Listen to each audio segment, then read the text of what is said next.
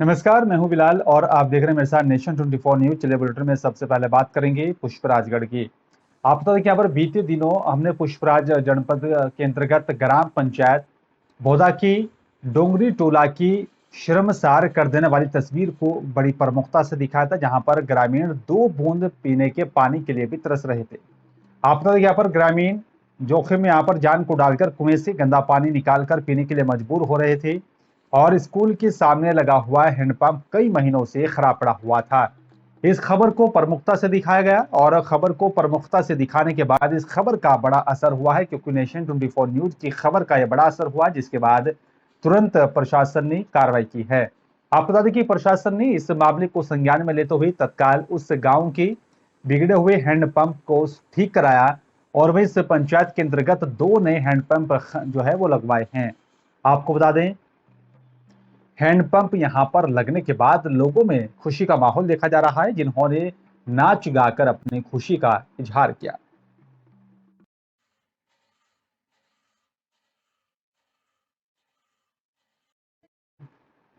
जिला पंचायत अल्मोड़ा की बैठक शुक्रवार को जिला पंचायत अध्यक्ष उमा बिष्ट की अध्यक्षता में जिला पंचायत सभागार में धारानोला में संपन्न हुई है। आपको बता दें कि यहाँ पर बैठक में सदस्यगणों की तरफ से अपने अपने क्षेत्र की समस्याओं को उठाया गया। साथ ही आप बता दें कि यहाँ पर चर्चा करते हुए सदस्यों ने यहाँ पर कहा है कि जो भी उनकी समस्या थी उनका जल्द से जल्द समाधान हो, इस तरह की भी उन्होंने यहाँ पर अपील की है। अधिकारियों की तरफ से विभागीय स्तर पर पक्ष रखते हुए जो है कार्रवाई से अवगत कराया और साथ ही बैठक में विभागों से आए यहाँ पर अधिकारियों की तरफ से जन कल्याण और साथ ही विभिन्न विभागीय योजनाओं की जानकारी दी गई है और कहा कि सभी से जो है योजनाएं जनता के लिए हैं और जनता के हित में है, सभी को जन जन तक पहुंचाने का काम किया जाएगा। ये बजट जो है कोरोना के नाम पे हमारे को हर बार कम दिया जा रहा है, क्योंकि ये कहते हैं कि कोरोना में खर्चा हो रहा है तो हर विभाग से हम लोग कटौती कर रहे हैं और उसी नाते ये कहते हैं कि आपकी जिला पंचायत से भी हमने कम किया है। क्या डिमांड है? हमारी डिमांड तो यही है, जैसे पहले हर बार 5 से 10% बढ़ के आया करता था हर साल, ये नियम था कि जिला पंचायत का बजट जो है हर बार 10% बढ़ के आएगा, वो नियम हो। और दूसरा, जो हमारे को जिला योजना का पैसा 2 साल से नहीं मिला, इस बार हम चाहेंगे कि सारा का सारा जिला योजना का पैसा हमारे में। हरिद्वार के ऊपर नगरी ज्वालापुर में पुल जटवाड़ा के पास हाईवे पर परिवहन विभाग की तरफ से चेकिंग अभियान चलाया जा रहा है, उसको तेज कर दिया गया। आपको बता दें कि यहाँ पर जो है यात्रा का सीजन अब शुरू होने वाला है और उससे पहले ही परिवहन विभाग की तरफ से यहाँ पर विक्रम ऑटो ई रिक्शा जैसे लोकल में चलने वाले वाहनों की फिटनेस और साथ ही परिवहन विभाग की तरफ से दिए जा रहे ग्रीन कार्ड और वाहनों की दस्तावेज भी चेक किए जा रहे हैं। आपको बता दें कि यहाँ पर सहायक संभागीय परिवहन अधिकारी रत्नाकर सिंह ने जानकारी देते हुए बताया कि यहाँ पर लोकल गाड़ियों के यहाँ पर 80% ग्रीन कार्ड बनाए जा रहे हैं और साथ ही अब तक ये 80% काम को निपटाया जा चुका है। ऑटो साथ ही ई रिक्शा के लिए भी यहाँ पर रूट और साथ ही मार्ग को तय किया जा रहा है, जिसके चलते जाम की स्थिति से बचा जा सकेगा और सभी वाहन एक रूट पर जमा ना हो। उन्होंने बताया कि यहाँ पर यात्रा में चलने वाले वाहनों को भी यहाँ पर ग्रीन कार्ड जारी किए जा रहे हैं।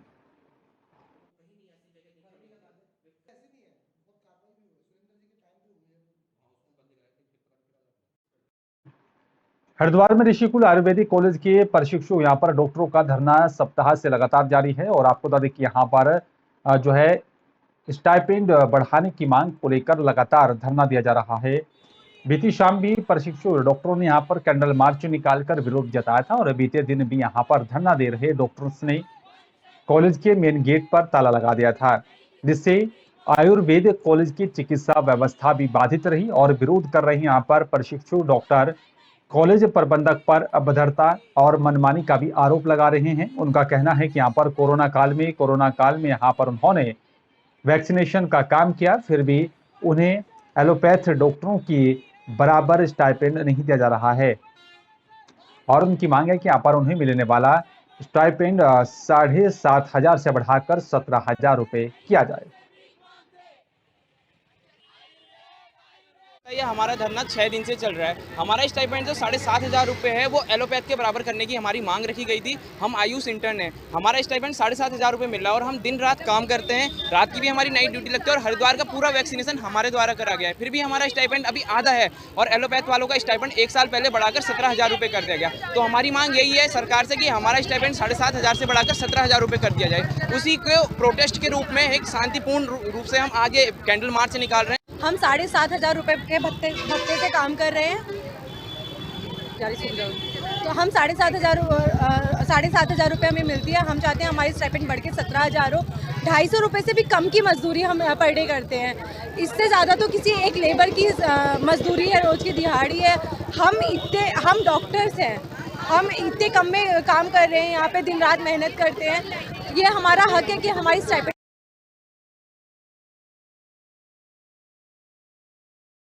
आगामी चारधाम यात्रा को लेकर यहाँ पर उससे पहले ही यात्रा में चलने वाले यहाँ पर जो है वाहनों को कड़ी परीक्षा से गुजरना पड़ रहा है, जिसके लिए रोशनाबाद स्थित आरटीओ कार्यालय में यहाँ पर वाहनों की फिटनेस का भी प्रमाण पत्र लेने के लिए लंबी कतारें घंटों तक यहाँ पर लगती हैं।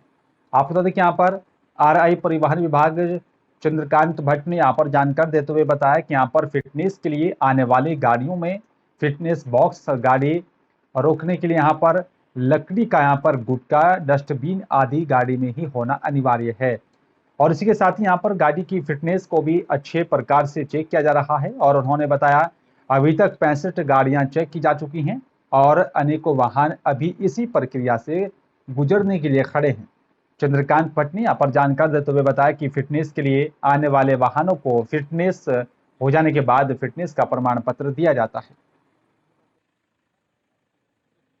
यात्रा पे जाने वाली जितनी भी गाड़ियाँ हैं कार्यालय में मंगाई जा रही हैं और उन पे जो भी रिक्वायर्ड है फिटनेस के लिए वो सारी चेक। इसके अलावा फिटनेस के अलावा भी गाड़ी में जो है फर्स्ट एड बॉक्स और गुटका रोकने के लिए, गाड़ी रोकने के लिए गुटका, और इसके अलावा जो है डस्टबिन का विशेष ध्यान दिया जा रहा है ताकि यात्री सामान जो गंदगी फैलें वो उसी में रखें। बात चलिए हरिद्वार की करेंगे। आपको बता दें कि यहाँ पर हिंदू पंचांग के अनुसार वैशाख महीने के यहाँ पर आज शनिचर अमावस्या है और शनिवार के दिन ही अमावस्या पड़ने के यहाँ पर कारण इसे शनि अमावस्या या फिर शनिचरी अमावस्या भी कहते हैं। ज्योतिषीय दृष्टि से यहाँ पर इस अमावस्या का बहुत ही महत्व होता है। हैदराबाद स्थित शनिदेव मंदिर के पंडित महेश्वर प्रसाद चमोला शास्त्री ने बताया ये दिन यहाँ पर शनिदेव की पूजा अर्चना कर उनकी कृपा पाने के लिए सबसे श्रेष्ठ दिन होता है। उन्होंने कहा है कि आज के दिन यहाँ पर जो लोग अपने शरीर से पीड़ित होते हैं और जिन लोगों के घर में गृह क्लेश रहता है उन लोगों को शनिदेव की पूजा अर्चना करनी चाहिए।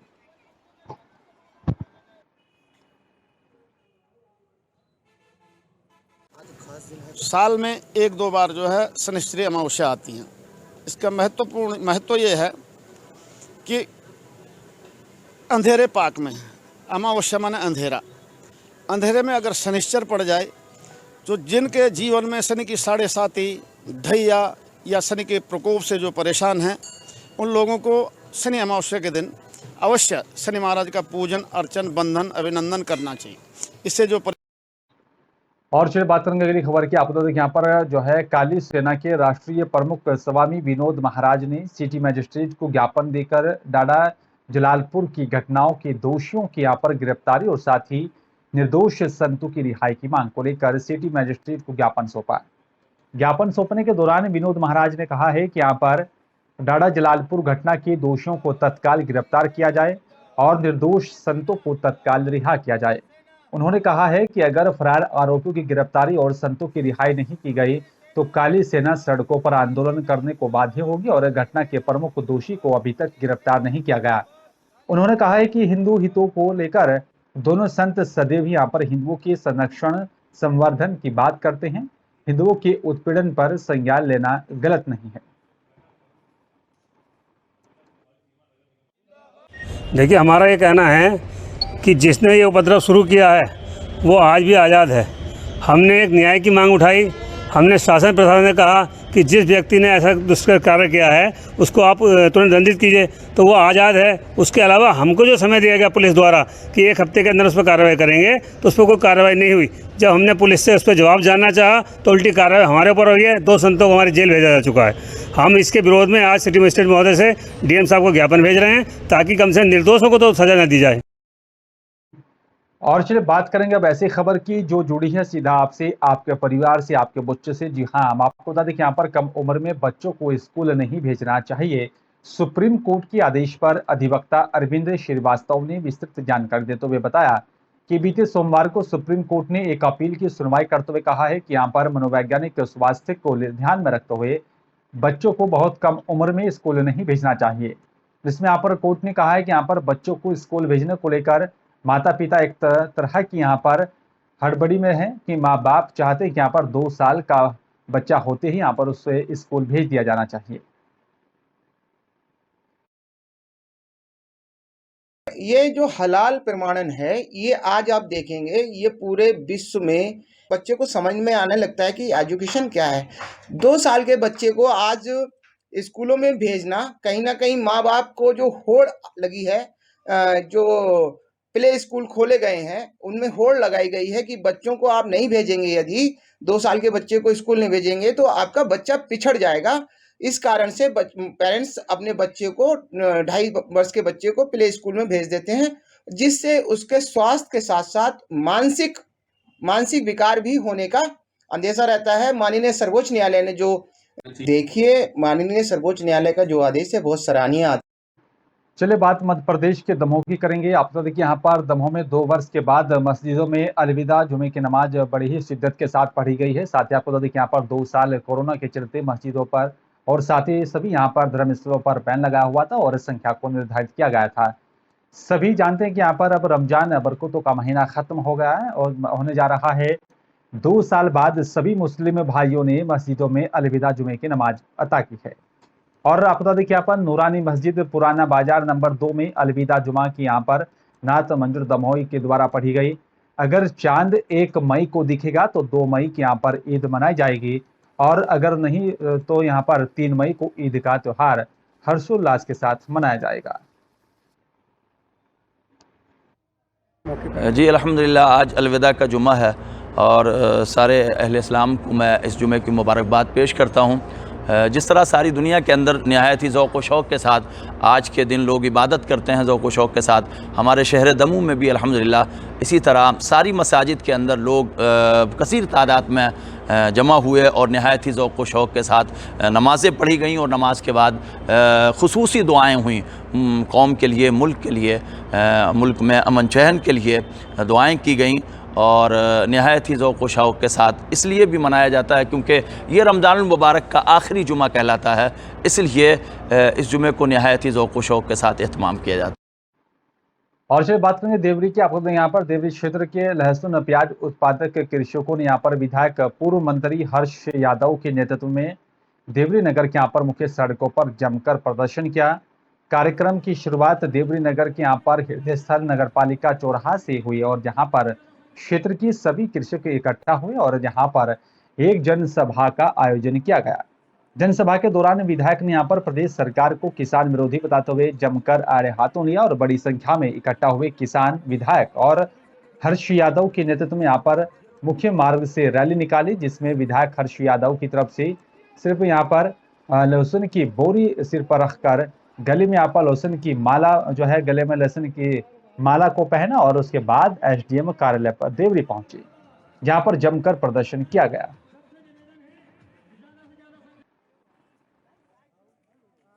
देवरी विधानसभा के विधायक के साथ में अन्य लोगों के द्वारा एक ज्ञापन दिया गया है जो कि महामहिम राष्ट्रपति महोदय को संबोधित है। उसमें उनकी मांगे रखी है यहाँ के उत्पादन के संबंध में, जिस पर उनको मूल्य सही प्राप्त हो। तो ये ज्ञापन प्राप्त हुआ है जो कि माननीय महामहिम राष्ट्रपति महोदय को प्रेषित कर दिया जाएगा। ज्ञापन सौंपा है, क्या मांग है? हमारे क्षेत्र का किसान, चाहे वो लहसुन उत्पादक किसान हो, चाहे वो प्याज उत्पादक किसान हो, जिस तरह से सरकार की दुबई नीति है, आज उत्पादन अच्छा हुआ, लहसुन की बात हो चाहे प्याज की बात हो, मगर रेट नहीं मिल पा रहा है। व्यापारियों की मोनोपाली है। हम लोगों ने मांग की है कि समर्थन मूल्य पर लहसुन और प्याज को खरीदा जाए। साथ ही मध्य प्रदेश सरकार भावांतर की राशि, जिस तरह से हमारा लहसुन और प्याज का उत्पादन हुआ है, जिस तरह से किसानों का उसमें खर्च हुआ है, भावांतर की राशि हर एकड़ 50,000 रुपये के रूप से सरकार उसका भुगतान करे। साथ ही हम लोगों ने मांग की है कि और फिलहाल इस बुलेटिन में मेरे साथ सिर्फ इतना ही। नमस्कार।